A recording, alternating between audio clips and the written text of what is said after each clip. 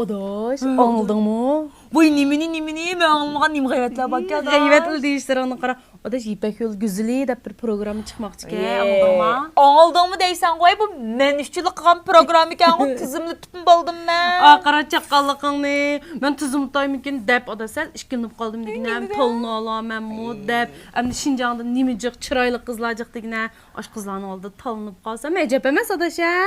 Adaş, ular çıraylık bolsa özge qara. Məncə şundaq özəmə işendim. Mən öz aldığıma çıraylıyıq da tizimli deyiverdim qara. Qaçanğaca müştaq yerlərdə zoping işləb oturma. Bir ton alğanım bilə ton almağınımın pəqi yox. Oy bir çoğ nopozuq səxnikə qara. Şüyə çıxıb qalsam mən də maşlarıma paydı sop qalamı deyib oylab qaçıdıl tizimli tutdum adaş. Adaş pek yaxşı qıpsa demisum adaş aşıyalar özümüzdən namayan qısaq nopozuq səkinlər demdigan yaxşı ya.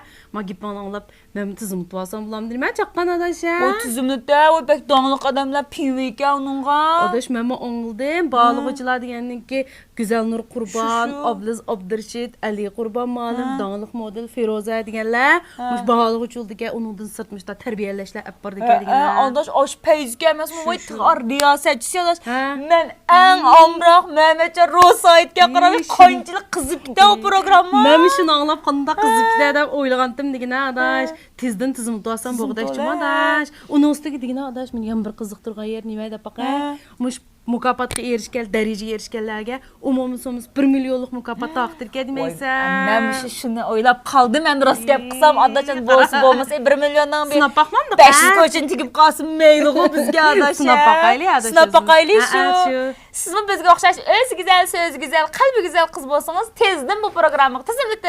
Tıkara.